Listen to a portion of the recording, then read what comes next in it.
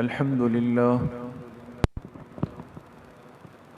لله نحمده ونستعينه ونستغفره ونؤمن به ونتوكل عليه ونعوذ بالله من شرور أنفسنا ومن سيئات أعمالنا ونشهد أن لا إله إلا الله وحده لا شريك له ونشهد أن سيدنا وسندنا ونبينا ومولانا محمدا عبده ورسوله صلى الله تعالى عليه وعلى آله وأصحابه أجمعين أما بعد فأعوذ بالله من الشيطان الرجيم بسم الله الرحمن الرحيم لله ملك السماوات والأرض يخلق ما يشاء يهب لمن يشاء إناثا ويهب لمن يشاء الذكور وقال رسول الله صلى الله عليه وسلم لا تكرهوا البنات فإنهن المونسات الغاليات صدق الله وصدق رسوله النبي الكريم ونحن على ذلك لمن الشاهدين والشاكرين والحمد لله رب العالمين. درود شریف پڑھ لیں. اللهم صل على محمد وعلى آل محمد كما صليت على إبراهيم وعلى آل إبراهيم إنك حميد مجيد. اللهم بارك على محمد وعلى آل محمد كما باركت على إبراهيم وعلى آل إبراهيم إنك حميد مجيد. میرے محترم دوستوں، بھائیوں اور بزرگوں، اللہ رب العزت نے اس پوری کائنات کی ہر چیز کو اپنے ارادے، اختیار اور حکم سے پیدا فرمایا ہے. بہت ساری چیزیں اس دنیا میں ایسی ہیں کہ جن کی تخلیق کا، جن کے وجود کا اور جن کے دنیا میں پیدا ہونے کا مقصد شاید ہمیں اپنی اس ناقص عقل سے سمجھ میں نہ آئے کہ بھئی یہ چیز اس دنیا میں بنی ہے، پیدا ہوئی ہے، اس میں کیا فائدہ ہو سکتا ہے. ظاہراً ہمیں اس میں سوائے نقصان کے اور کوئی چیز محسوس نہیں. لیکن میرے عزیزو، دوستو، بزرگو، اللہ پاک کی ذات حکیم ہے. وَفِعْلُ الْحَكِيمِ لَا يَخْلُو عَنِ الْحِكْمَةِ. اور حکیم ذات کا کوئی عمل کبھی حکمت سے خالی نہیں ہوتا. اس کائنات میں اللہ پاک کے جتنے فیصلے ہیں، جتنے ارادے ہیں، وہ سب کے سب اللہ پاک کی حکمت پر مبنی ہیں. لیکن اگر اس کائنات کی ہر چیز ہو، ہر خوبصورتی ہو، سامان تعیش و تزین موجود ہو، صرف ایک چیز کو اس دنیا سے نکال دے تو اس دنیا کی رونق اور خوبصورتی اور رعنائی ختم ہو جائے گی. اور وہ کیا ہے؟ وہ اس انسان کا اس دنیا میں وجود ہے. اس لیے ہمارے بزرگ فرماتے ہیں کہ اللہ پاک کی بنائی ہوئی اس دنیا میں انسان دلہا کی طرح ہے. جیسے اگر تقریب قائم ہو جائے، بھئی شادی ہو رہی ہے، خوشی کا موقع ہے، سب ہو، سب کچھ ہو جائے، سب آ جائے، لیکن پتہ چلے بھئی جس کی شادی ہے دلہا ہے وہی نہیں ہے، تو وہ سارے کھانے، وہ ساری تیاریاں، وہ ساری خوشیاں، وہ سارے لباس، وہ بیکار ہے. انسان اس کائنات کا دلہا ہے، جس کے وجود سے آج اس کائنات کا حسن ہے، یہ رونق ہے، یہ تیز رفتاری ہے، یہ ہر چیز جو آج دنیا میں نظر آ رہی ہے اور جس سے ہر مخلوق فائدہ اٹھاتی ہے، یہ اللہ پاک نے اس انسان کی برکت سے پیدا فرمایا. تو انسان کو پیدا کرنا یہ اللہ کی حکمت پر مبنی ہے، ورنہ تو ہمارے جد امجد حضرت آدم علیہ السلام کا اصل گھر کہاں تھا؟ جی جنت میں تھا. جنت سے زیادہ افضل اور بہتر جگہ کون سی ہے؟ جس جنت کے لیے آج ہر صاحب کلمہ، ہر صاحب ایمان مسلمان محنت کر رہا ہے، وہ جنت تو اللہ پاک نے پہلے سے دی ہوئی تھی، وہ تو پہلے سے گھر تھا. لیکن کیوں اتارے گئے جنت سے زمین پر؟ کیوں بھیجے گئے؟ وجہ یہ تھی کہ اگر حضرت آدم علیہ السلام جنت میں ہوتے، اکیلے ہوتے حضرت حوا کے ساتھ، وہاں توالد و تناسل نہیں ہے، توالد اور تناسل نہیں ہے، افزائش نسل نہیں ہے. اس لیے اللہ پاک نے اس پورے نظام کو قائم کرنے کے لیے آدم علیہ السلام کو جنت سے زمین پہ اتار دیا، تاکہ توالد اور تناسل کا سلسلہ چل پڑے، انسان پیدا ہو، آباد ہو، دنیا کی رونق بڑھ جائے. اور پھر جب اللہ پاک کا حکم آئے گا، پھر یہ انسان دوبارہ جا کے ایک عدالت میں کھڑا ہو جائے گا، پھر فیصلہ ہوگا جنت یا جہنم. تو عرض کرنے کا مقصد یہ ہے کہ ہم کوئی اپنی مرضی اور اختیار سے تو دنیا میں نہیں آئے. ہم تو اپنے دنیا میں آنے میں کس کے حکم کے محتاج ہیں؟ اللہ کے حکم کے. اور اللہ پاک کا ہر حکم، ہر فیصلہ، ہر ارادہ، ہر عمل وہ حکمت والا ہے، وہ حکمت والا ہے. اب انسان میں کس کو اللہ پاک مذکر میں شامل کر دے، کس کو اللہ پاک مؤنث میں شامل کر دے؟ اس لیے کہ دو صنف ہیں انسان کے، دو صنف ہے، دو وجود ہے اس دنیا کے. ایک مرد ہے اور ایک عورت ہے. انہی دونوں وجودوں سے اللہ پاک نسل کو آگے بڑھاتے ہیں، انسانیت کو آگے پھیلا دیتے ہیں. لیکن اب یہ فیصلہ کرنا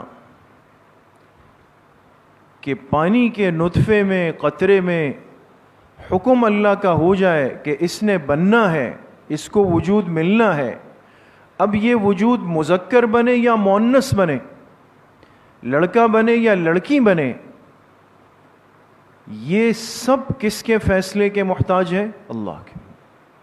یہ یاد رکھیں. آج یہ ہماری اجتماعی معاشرتی کمزوری ہے، اکا دکا نہیں. بعض چیزیں ایسی ہیں جو صرف ہم باتوں میں کر سکتے ہیں، لیکن یقین کریں باوجود اس پڑھی لکھی دنیا کے، باوجود علم کی اتنی کثرت کے، کتابوں کی اتنی کثرت کے، ترقی اور ٹیکنالوجی کی اتنی کثرت کے، آج بھی ایک بہت بڑا طبقہ، اچھا خاصا سمجھدار، دین اور دنیا کی سمجھ رکھنے والا، اللہ پر ایمان رکھنے والا، سب کچھ کے اللہ پاک کے حکم سے ہونے پر یقین رکھنے والا، وہ بھی آج اس معاشرتی کمزوری کا شکار ہے کہ وہ بہت ساری باتیں جس میں انسان کا کوئی بس نہیں، کوئی اختیار نہیں، کوئی ارادہ نہیں، اس میں انسان کو مجرم ٹھہرا دیا جاتا. اس لیے اللہ پاک نے قرآن کریم میں بالکل صراحتاً فرمایا سورہ شورى میں، للہ ملک السماوات والارض، آسمانوں اور زمینوں کی بادشاہی اللہ کے پاس ہے. یخلق ما یشاء، اور وہ بادشاہ جو چاہے پیدا کر دے، جو چاہے. یہب لمن یشاء اناسا، وہ جسے چاہے بیٹیاں دے دے. وَيَهَبُ لِمَن يَشَاءُ الذُّكُورَ، اور جسے چاہے بیٹے دے دے. اب یہاں دیکھیں علماء نے لکھا، اس نقطے پہ غور کریں کہ جہاں اللہ پاک اپنی طاقت اور قدرت کو ذکر فرما رہے ہیں کہ کسی بھی انسان کا وجود میرے حکم کے بغیر نہیں ہو سکتا، وہاں اللہ پاک نے جب تذکرہ شروع کیا تو پہلے کس کا ذکر کیا؟ لڑکی کا ذکر پہلے کیا۔ جسے چاہے اللہ مؤنث اولاد دے دے، اس کا ذکر پہلے۔ اگر یہ اتنی بری چیز ہے، اولاد میں بیٹیوں کا ہونا اگر اتنی بری چیز ہوتی، عار ہوتی، عیب ہوتا، برا ہوتا، غلط ہوتا، اللہ کے کلام میں اس کا تذکرہ بیٹوں پر مقدم کیوں فرمایا گیا؟ وہ جسے چاہے بیٹیاں دے دے، جسے چاہے بیٹے دے دے، او یزوجہم ذکرانا و اناسا، اور جسے چاہے دونوں ملا کر دے دے۔ کبھی جڑوا بچے ہو جاتے ہیں، دونوں بھی ہو جاتے ہیں۔ وَيَجْعَلُ مَن يَشَاءُ عَقِيمًا، اور جسے چاہے بالکل بھی نہ دے، عقیم بنا دے۔ اولاد کا ہونا بھی اللہ کے اختیار سے، نہ ہونا بھی اللہ کے اختیار سے، صرف بیٹوں کا ہونا بھی اللہ کے اختیار سے، صرف بیٹیوں کا ہونا بھی اللہ کے اختیار سے، دونوں کا مل جانا بھی اللہ کے اختیار سے۔ جب اللہ خود فرما رہے ہیں تو میرے عزیزو، دوستو، بزرگوں، آج یہ ذہن کیوں بن چکا ہے کہ ہم اس کا قصوروار اور ذمہ دار انسان کو ٹھہرا دیتے؟ انسان کو۔ تمہارے تو بیٹے ہوتے ہی نہیں ہیں، تمہاری تو قسمت میں اولاد ہی نہیں ہے، تم نے تو ہمیں بیٹوں کی خوشی دکھائی نہیں۔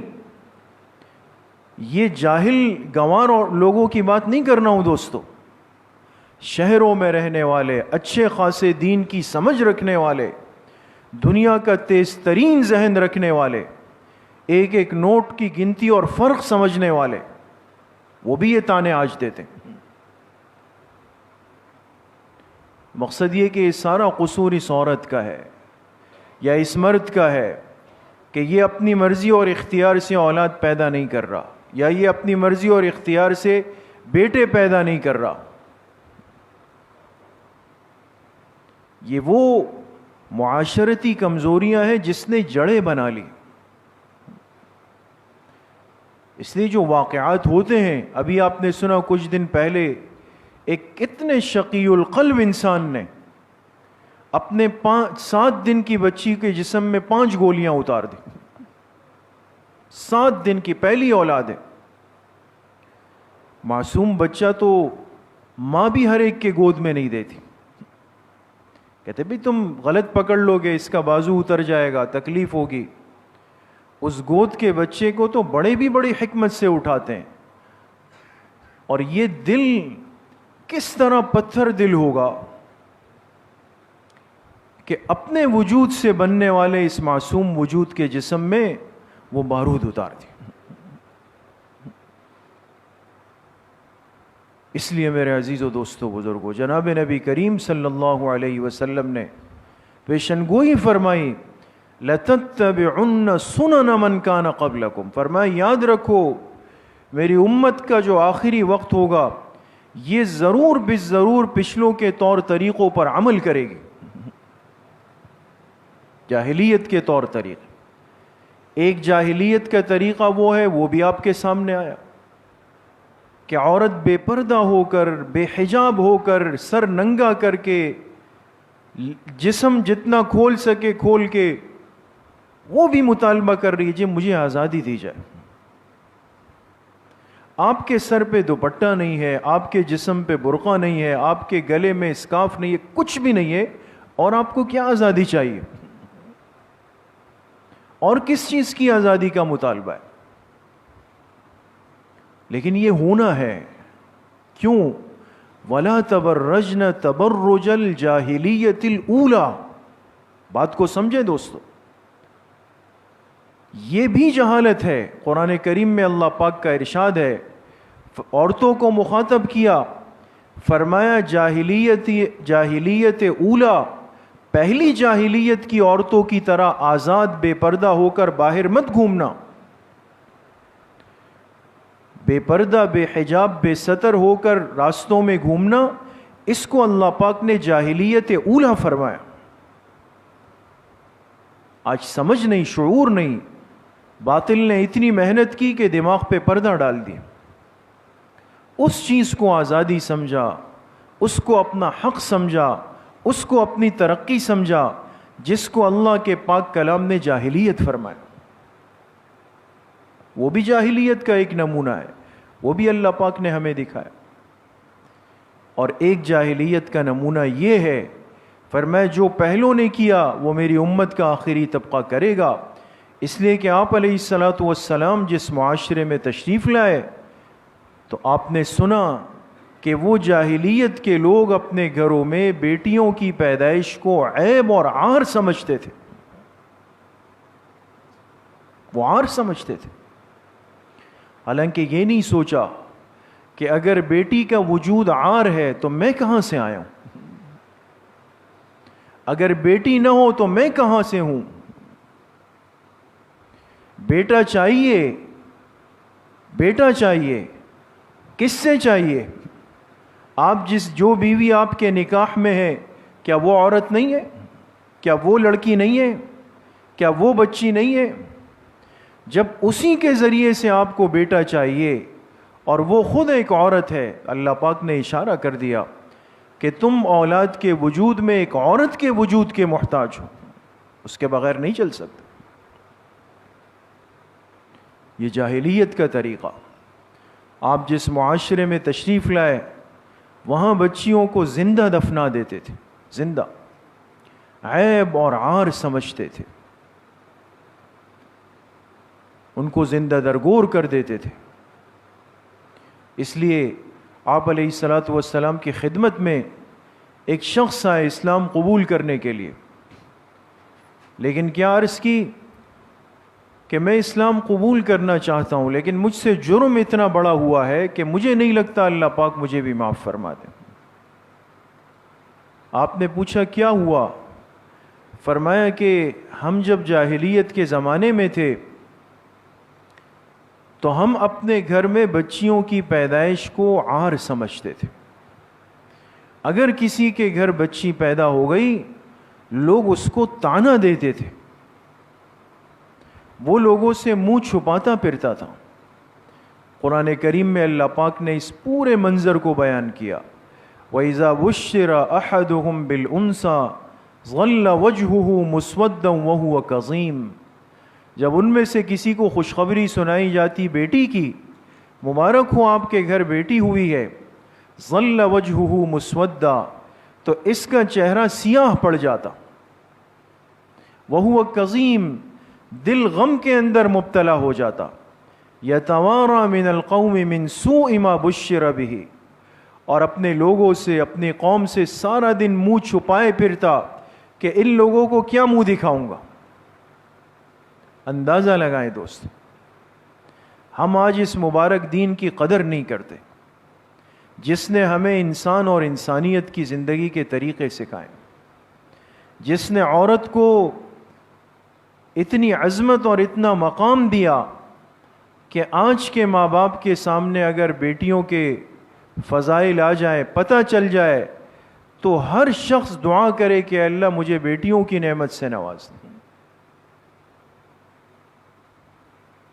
وہ شخص آیا، میرے گھر بیٹی ہو گئی لیکن میری بیوی نے مجھے مجبور کیا کہ دیکھو یہ اولاد دی ہے اللہ پاک نے، ہم اس کو نہیں مارتے، اس کو رکھ دیتے، کسی کو پتہ نہیں چلے گا اور یہ گھر میں بڑی ہو جائے گی چھپا کے. تو وہ گھر میں بڑی ہونے لگے. ہم نے اس کو باہر کبھی نہیں چھوڑا، کسی کو پتہ نہ چل جائے کہ میری بیٹی ہوئی. ہوتے ہوتے وہ بڑی ہو گئی، پیروں پہ چلنے لگ گئی، بولنے لگ گئی، اور یہ بات کسی نے جا کر ہمارے قوم کے سردار کو بتا دی کہ بھئی فلاں کے گھر بیٹی ہے اور وہ تو اتنی بڑی ہو گئی. تو میں بازار میں جا رہا تھا، اس نے مجھے طعنہ دیا کہ او فلاں تمہارے گھر تو بیٹی بڑی ہو رہی ہے اور تم زندگی اس طرح گزار رہے. وہ بات میرے دل پہ لگ گئی. تو گھر آیا اور ایک منصوبہ بنایا. ایک شیطان نے دل دماغ میں ایک خیال ڈال دیا، ایک تھیلی لی، ایک رسی لی اور آ کر اپنی بیوی سے کہا کہ اس بچی کو کچھ دیر کے لیے اپنے ساتھ لے جاتا ہوں اور رشتہ داروں سے ملاقات کر کے واپس لے آؤں گا۔ اس نے بچی کو تیار کیا اور میں اس کو اپنے ساتھ لے گیا اور جا کے دور ایک جنگل کے اندر چلے گا۔ وہاں جب پہنچے میں نے وہ تھیلی رکھی اور ایک زمین کا گھڑا کھودنا شروع کر دیا زمین کو۔ اب وہ تو معصوم بچی تھی، اس کو لگا کہ شاید میرے یہ والد کوئی کام کر رہے ہیں، تو وہ بھی اپنے چھوٹے چھوٹے ہاتھوں سے میرے ساتھ مدد کرنے لگ، وہ بھی مٹی ہٹا رہی ہے میرے ساتھ۔ اب یہ نہیں پتا کہ اس کے دماغ میں کیا شیطانی خیال اور منصوبہ بن رہا ہے۔ جب گڑھا ہو گیا تو میں نے اس بچی کو پکڑ کے نیچے اس گڑھے میں اتار دیا۔ اس نے پوچھا کہ ابا یہ آپ کیا کر رہے ہیں؟ اور میں نے اوپر سے مٹی ڈالنا شروع کر دیا اس کے اوپر، اس زندہ بچی پر۔ وہ مٹی جا کر نیچے لگ رہی ہے اور وہ شخص حضور علیہ السلام سے کہنے لگا کہ اللہ کے رسول، آج تک میرے کانوں میں وہ آواز آتی ہے کہ وہ بچی نیچے سے کہتی تھی کہ ابا میرا کیا قصور ہے،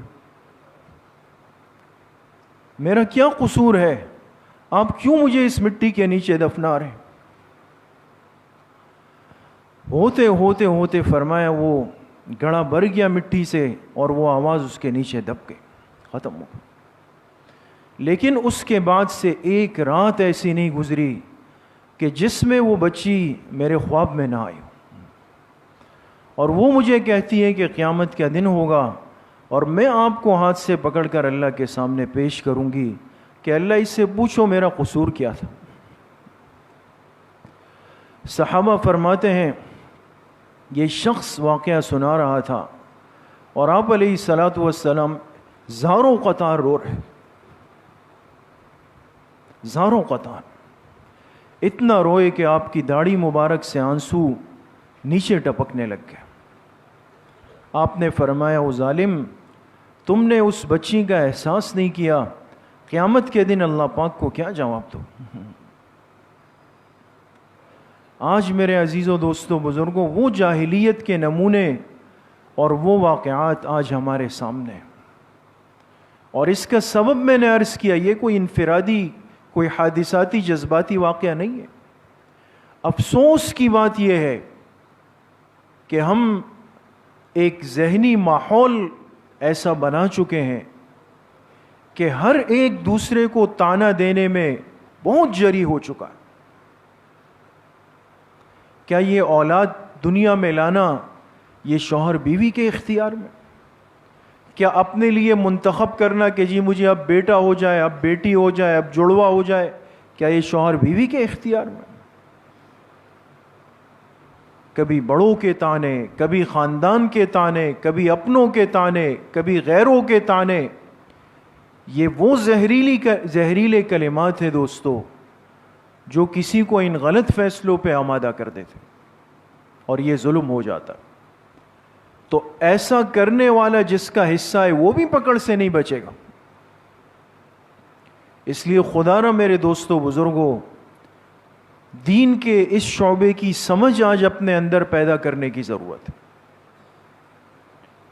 اگر عورت اولاد اس کے وجود سے نہ آئے، لوگ کہتے بھئی یہ منحوس ہے، نعوذ باللہ۔ علماء نے لکھا یہ آدمی اپنے ایمان کی تجدید کرے، اگر اولاد کا وجود عورت کے جسم سے نہ ہو، وہ منحوس ہو، اللہ کے پاک پیغمبر کی جتنی ازواج ہے ان میں سے صرف ایک زوجہ مطہرہ کی اولاد ہے، باقی کسی کی نہیں ہے، ان امہات المومنین کو نعوذ باللہ ہم منحوس کہیں گے جو ساری امت کی مائیں بن گئی اور جن کے تذکرے قرآن میں آ گئے اور جو اہل بیت میں شامل ہو گئے اور جنہیں قیامت کے دن سب سے پہلے مرحلے میں اللہ کے پاک پیغمبر کی معیت مل گئی، کیا نعوذ باللہ ان کا وجود نحوست کا باعث تھا؟ کتنی افسوس کی بات ہے۔ اس لیے میرے عزیزوں دوستوں بھائیوں اور بزرگوں، دین کی یہ سمجھ آج اپنے اندر پیدا کرنا بہت ضروری ہے۔ جب ہم یہ جملہ زبان سے کہتے ہیں کہ بھئی اس کائنات کا کوئی عمل، کوئی حرکت، کوئی ذرہ وہ اللہ کے حکم کے بغیر نہیں ہو سکتا، اس معاملے میں کیوں گر جاتے ہیں دوستو؟ بیٹیوں کا وجود باعث برکت ہے، باعث رحمت ہے۔ حدیث پاک میں روایت ہے، ام المومنین حضرت عائشہ رضی اللہ تعالی عنہا گھر میں تھی اکیلی، کسی نے جب گئی تو دیکھا ایک سائلہ ہے، ایک عورت آئی ہے اور وہ کھانے کے لیے کچھ مانگ رہی تھی، اور اس عورت کے ساتھ 2 بچیاں تھیں۔ حضرت عائشہ رضی اللہ عنہ فرماتی ہے کہ میں گھر گئی اندر تو دیکھا 3 کھجوریں پڑی ہوئی تھی، تو میں نے لا کر وہ اس عورت کو پکڑا دی 3 کھجوریں۔ تو اس عورت نے کیا کیا، 1 کھجور کا دانہ اپنی ایک بیٹی کو دے دیا، دوسرا دانہ دوسری بیٹی کو دے دیا۔ اب وہ بچیاں تھی، بھوک لگی تھی، انہوں نے جلدی جلدی کھا لی، اور ماں کے ہاتھ میں جو 1 کھجور ہے اب اس کو دیکھنے لگ گئے۔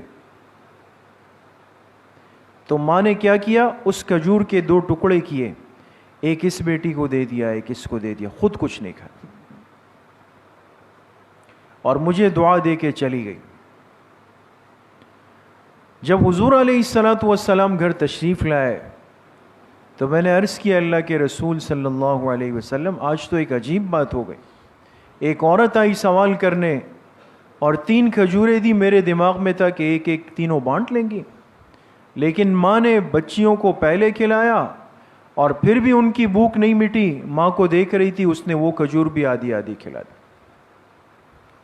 تو آپ علیہ الصلوۃ والسلام نے فرمایا کہ یہی تو وجہ ہے کہ اللہ پاک اپنے بندوں میں جس کو ان بیٹیوں کے ساتھ مبتلا کر دے، علماء نے لکھا یعنی بیٹیاں جس کو نصیب فرما دے، جس کو اللہ پاک بیٹیاں نصیب فرما دے اور وہ ان کی پیدائش پہ خوش ہو جائے، راضی ہو جائے، اور پھر ان کی صحیح پرورش کرے اور ان کی تربیت کرے، تو قیامت کے دن یہ بچیاں اپنے ان ماں باپ کے لیے جہنم کی آگ سے رکاوٹ بن جائے،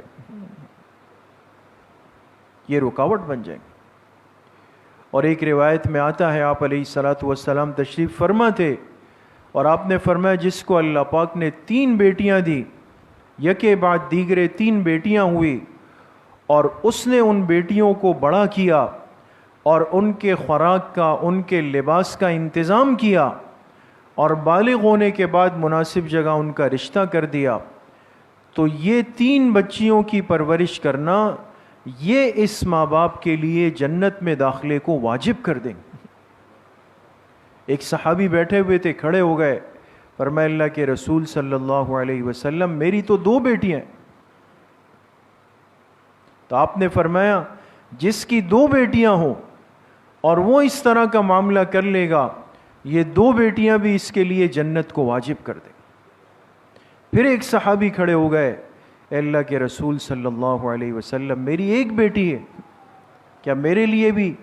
آپ نے فرمایا جس کی 1 بیٹی ہو اور وہ اس کی پیدائش پر راضی ہوا، پھر اس کو بڑا کیا، اس کے خوراک اور لباس کا انتظام کیا، صحیح رشتہ آنے پر اس کا رشتہ دے دیا، یہ بیٹی بھی اس کے لیے جنت کو واجب کر دی۔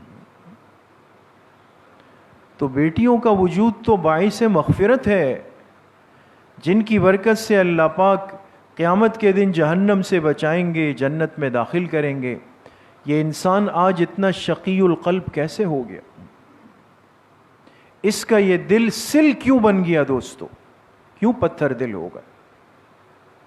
اس لیے بہت ضروری ہے دوستو، دین سے اپنے آپ کو جوڑیں، دین کی مجلسوں سے اپنے آپ کو جوڑیں، دین کے ماحول سے، مسجد کے ماحول سے، اللہ والوں کی صحبتوں سے اپنے آپ کو جوڑیں، ورنہ معاشرے کی خرابیاں، معاشرے کی عار اور عیب کی باتیں، یہ بہت سارے غلط کام انسان سے کروا لیتی۔